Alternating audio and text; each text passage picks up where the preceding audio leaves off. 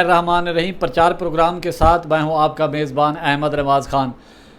ملاقاتوں کے چرچے ہیں، پارلیمانی پارٹیوں کے رہنماؤں نے، سربراہوں نے ملاقاتیں بھی کی اور مانتے بھی نہیں اور تنقید بھی کرتے ہیں اداروں پہ، اور رات کے اندھیرے میں ملاقاتیں بھی کرتے ہیں اور ڈنر بھی کرتے ہیں اور پھر بعد میں آ کے مکر جاتے ہیں۔ آج اس حوالے سے ایک اہم گفتگو ہوئی مریم نواز سے، وہ آپ کی نظر کرتے ہیں، اور اس پر پھر شیخ رشید نے کچھ کہا، وہ بھی ہم آپ کو سنواتے ہیں کہ شیخ رشید نے اس سے پہلے مریم نواز شریف نے کیا کہا ملاقات کے حوالے سے، لا علمی کا اظہار کیا، پھر مانی بھی،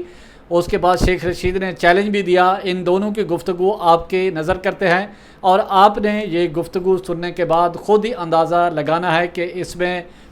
کس طرح جو سیاستدان ہیں ایک چیز کو چھپانے کی کوشش کرتے ہیں اور اس کو کوشش بھرپور کرتے ہیں کہ وہ ظاہر نہ ہو، اور ظاہر سیاستدان تو پھر باتیں بھی کرتا ہے، پھر غلطیاں مانتا بھی ہے، اور وقت آنے پہ کوئی اگر مفاد یا پاور کی بات ہو تو وہ بھی ہاتھ سے جانے نہیں دیتا۔ آپ کی نظر وہ گفتگو کرتے ہیں جو مریم نواز نے کی اور شیخ رشید نے کی۔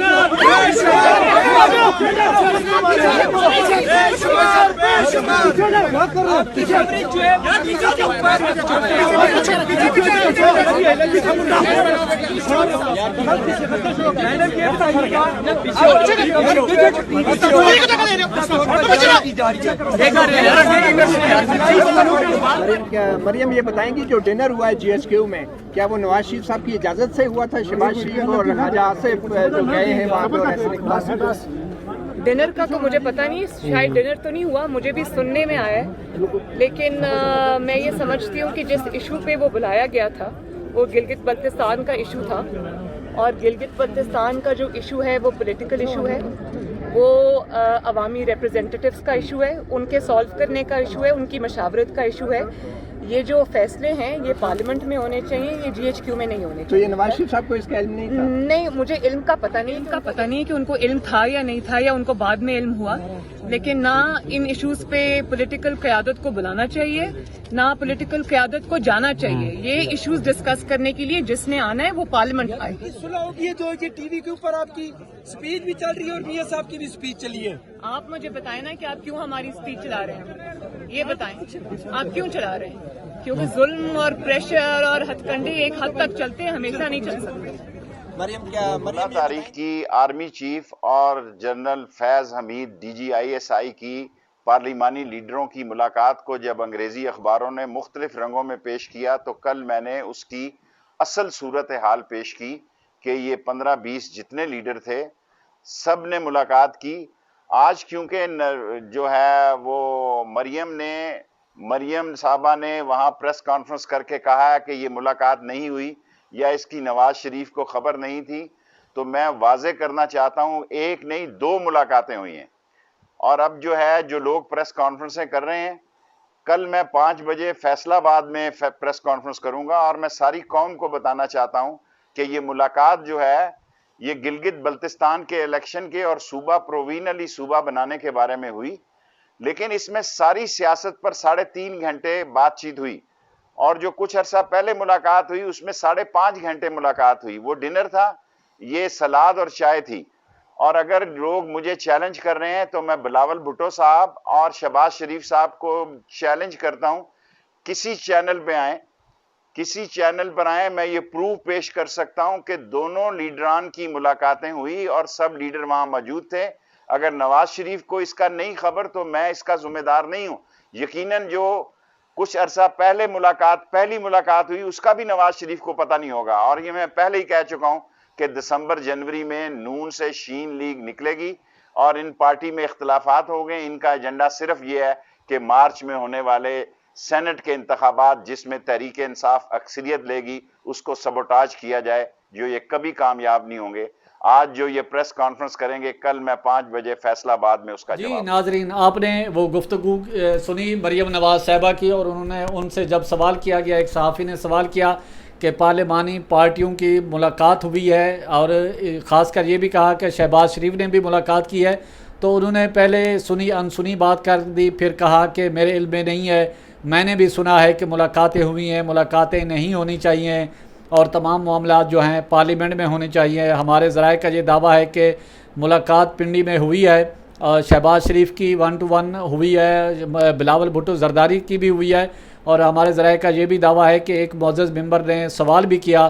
कि जहाँ जब कोई ऐसी बात हो जाती है तो कुछ जो हमारे सियासतदान हैं वो बाहर जाके पार्लियामेंट जाके मुख्तलिफ़ हवाले से बातें भी करते हैं।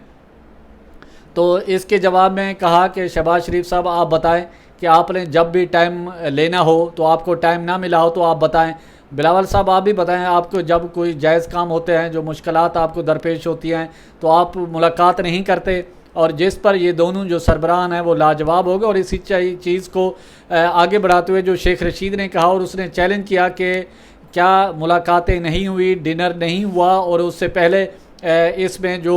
गिलगित बल्तिस्तान है उसको सूबा बनाने के हवाले से भी बातें चली हैं और 3 घंटे की मुलाकातें रही हैं। क्या सिर्फ वो गिलगित बल्तिस्तान पर तो नहीं थी, और बाकी मामलात भी ज़ेर बहस है। अब हमारा सवाल ये है कि 22 करोड़ आवाम का सवाल है कि जब सियासतदान इदारों पर तनकीद करते हैं और ये नहीं सोचते कि वो किस तरफ जा रहे हैं और किस हद तक जा रहे हैं,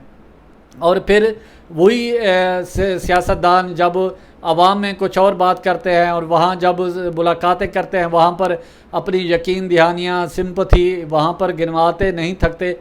और ये अवाम भी, अब अवाम को भी सोचना चाहिए कि जो हमारे सियासतदानों का जो दोहरा मियार है इसको अब ख़त्म होना चाहिए। बाहर आके कुछ बातें करते हैं और बिला वजह फिर इदारों पर भी तनकीद करते हैं और हुकूमत पर भी तनकीद करते हैं।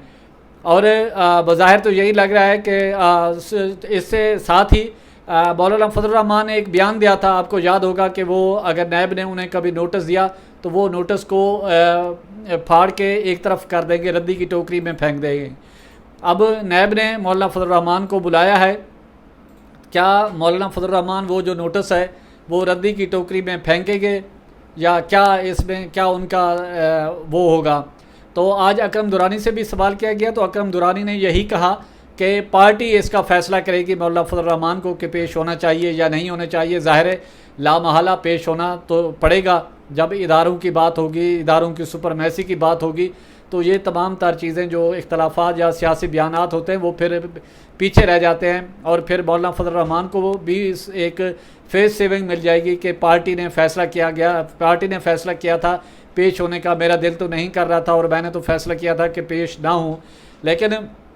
ज़ाहिर है सियासतदान जो है वो जब बयान देता है तो वो उसको आने वाले जो उसके असरात होते हैं, इसीलिए कहते हैं कि सियासतदान के मुंह से हर निकला हुआ लफ्ज़ जो है उसका पीछा करता है और सियासतदानों को ऐसे बयानात से गुरेज करने चाहिए जो कल से उनको शर्मसारी हो और फिर कौम से भी माफ़ी मांगना पड़े। और उससे पहले जो है वो तमाम तर चीज़ों को सामने रख कर और इस सारी सूरत हाल के मुताबिक फ़ैसले करने होंगे और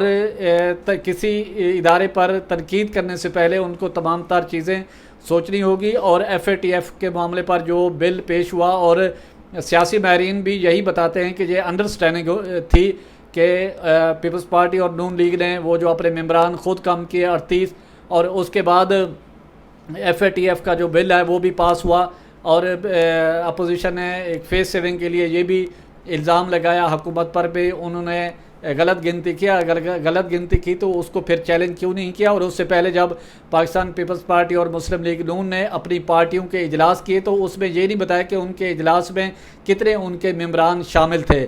अगर उनके मेंबरान कम थे तो उन्होंने जो उनके मेंबरान गैर हाजिर हैं तो उनके ख़िलाफ़ क्या एक्शन लिया। और इससे पहले भी आपको याद होगा चेयरमैन सेनेट के इंतखाब थे तो उसमें भी अपोजिशन के जो तहरीक के फेवर में लोग थे 64 थे, जब वोटिंग का वक्त आया तो वो 32 हो गए, सुकड़ गए। और इसी तरह जब खाने का वक्त था तो वो फिर 64 थे। तो आज तक उन मेंबरान के ख़िलाफ़ भी अपोजिशन की जो सियासी जमातें हैं जो दावे भी करती हैं, किसी के ख़िलाफ़ आज तक कोई एक्शन नहीं हुआ और वो मामला जूं का तूं रह गया। और उसके हवाले से कोई कमेटी भी बनी थी दोनों बड़ी सियासी जमातों ने, उसका भी रिज़ल्ट कुछ भी नहीं निकला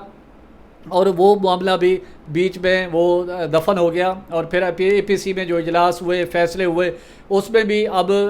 पाकिस्तान डेमोक्रेटिक मूवमेंट के नाम से अलायंस तो बन गया लेकिन उसका आउटपुट नहीं निकला और उसमें अभी तक ये फैसला नहीं कि इसका सरबराह कौन होगा, इसके TORs क्या होंगे और इसके सेक्रेटरी कौन होगा, सेक्रेटरी जनरल जो होता है। अब क्या दोनों बड़ी सियासी जमातों के पास ये दोनों बड़े ओहदे जाने तो चाहिए, क्या मौलाना फजल रहमान को ये चीज़ देंगे आने वाले वक्त में? अभी तक ये किसी नतीजे पर नहीं पहुँचे। اور آگے گلگت بلتستان کا الیکشن بھی ہے، اور اس کے بعد جو مارچ 2021 ہے وہ بھی سینٹ میں بڑی تبدیلیوں کے حوالے سے ہے۔ اب دیکھنا یہ ہے کہ اپوزیشن جو اپنی اس ساری سٹرگل کو اور اس کو کس طرح اس کو مینیج کر پاتی ہے، نہیں کر پاتی، یا صرف محض ان کے دعوے ہی ہیں۔ اور اس حوالے سے اپوزیشن جو ہے ابھی کسی نتیجے پر نہیں پہنچی، اور آج رہبر کمیٹی کا اجلاس بھی ہوا، وہ ایک طرح کا الوداعی اجلاس تھا، لیکن انہوں نے پھر قیادت سے یہی ریکویسٹ کی کہ آپ اس کو کنٹینیو کریں، اور جو معاملات ہیں اور ٹی او آرز ہیں اتحاد کے وہ اس کو فائنل کریں۔ اسی کے ساتھ پرچار کی ٹیم کو اجازت دیں، اپنے گرد و نواح کا خاص خیال رکھیں، لوگوں کے لیے آسانیاں پیدا کریں۔